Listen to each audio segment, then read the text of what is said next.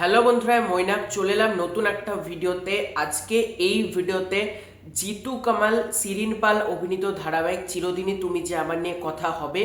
এবং এই ব্যাপারটা দেখে সত্যিই আমার ভালো লাগলো। এই যে শিরিন পাল, তাকে নিয়ে আজকে দিতিপ্রিয়া রায়ের যারা ভক্তরা রয়েছে বা যারা দিতিপ্রিয়া রায়ের অডিয়েন্স রয়েছে, তারা তার ছবি নিয়ে, তার কন্টেন্ট নিয়ে যাচ্ছে তাই এরকম বাজে ট্রোল করলো। তার জন্য শিরিন পাল যুক্ত হওয়ার জন্য তারা অনেক মানুষ এটাও লিখছে শিরিন পালের জন্য ধারাবাহিক দেখি না, ধারাবাহিক বয়কট।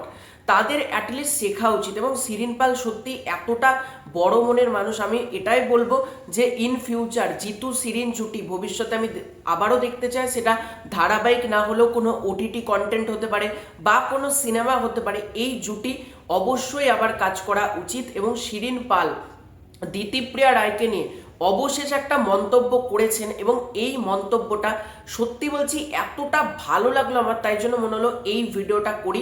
সবার ফার্স্টে তোমাদেরকে অনুরোধ করব এই ভিডিওটা গোটাটা দেখো এবং দেখার পর তোমাদের যে মতামত সেটা কিন্তু ডেফিনেটলি কমেন্ট করে তোমরা জানিও। এবং তোমাদের যদি ভিডিওটা ভালো লাগে ভিডিওতে একটা লাইক করো, কমেন্ট করো। চ্যানেলে প্রথমবার হয়ে থাকলে চ্যানেলটাকে সাবস্ক্রাইব করে দিও।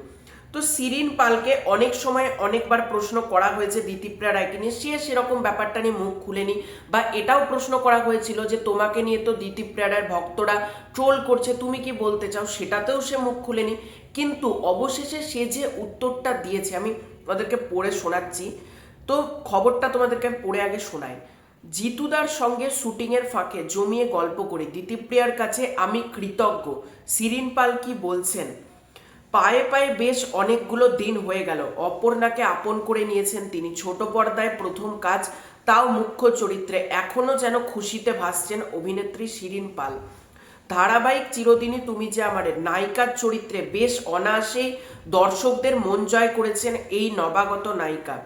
ধারাবাহিকের শুরুর দিকে জিতু কামালের বিপরীতে এই চরিত্রে অভিনয় করছিলেন দিতিপ্রিয়া রায়।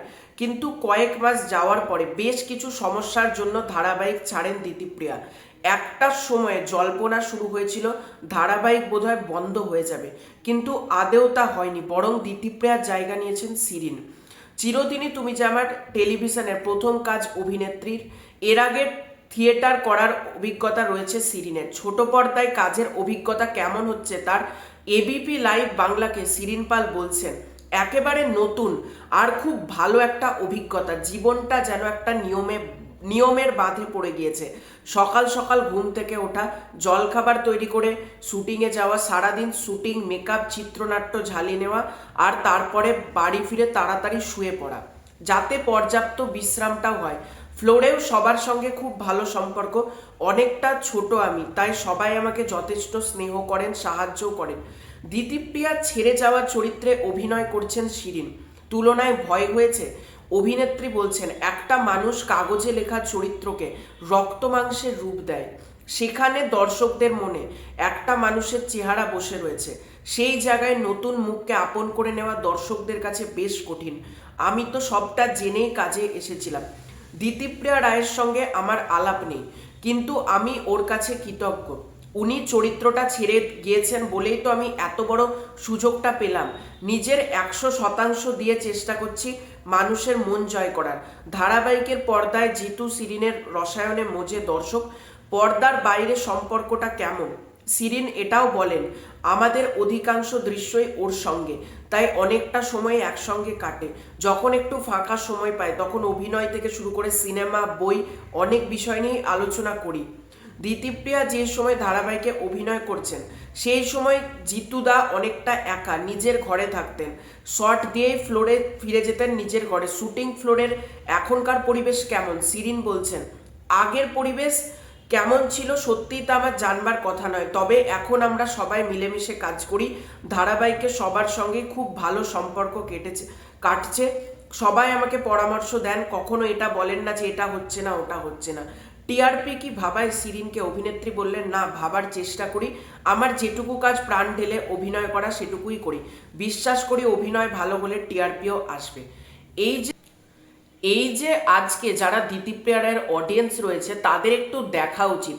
শিরিন পাল কি বললেন? বললেন যে আমি দিতিপ্রিয়া রায়ের কাছে কৃতজ্ঞ। উনি যদি মানে এই ধারাবাহিকটা ছেড়ে না যেতেন, আমি তো কোনোদিন এত বড় সুযোগই পেতাম না। এই কথাটা উনি ক্লিয়ারলি বলছেন এবং দিতিপ্রিয়া রায়ের সাথে তার আলাপ নেই এটাও তিনি জানাচ্ছেন এবং তিনি এটাও বলছেন যে আলাপ নেই যেহেতু, সুতরাং তার সাথে যেটুকু মানে সে জানি না তার সাথে আগে ফ্লোরে কি হয়েছে না হয়েছে, তবে আমি আমার অভিনয়টা ভালো করার চেষ্টা করি। এটাই একজন ভালো অভিনেতা বা ভালো অভিনেত্রীর পরিচয়।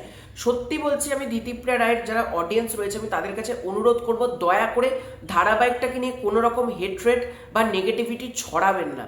আজকে এই মেয়েটি অর্থাৎ শিরিন পালের কথাটা আপনারা শুনুন, যে উনি এত ভালোভাবে পুরো ব্যাপারটা বললেন এবং দিতিপ্রিয়ার কাছে সে কৃতজ্ঞ এটাও তিনি বললেন। সত্যি আমার মনে হলো এই ভিডিওটা করা দরকার এবং তোমাদের এই পুরো এন্টার বিষয়টাকে নিয়ে কি মতামত কমেন্ট করে জানিও। চ্যানেলে প্রথমবার হয়ে থাকলে চ্যানেলটাকে সাবস্ক্রাইব করে দিও। খুব শীঘ্র দেখা হচ্ছে নতুন কোনো ভিডিওতে, ততক্ষণের জন্য বাই বাই।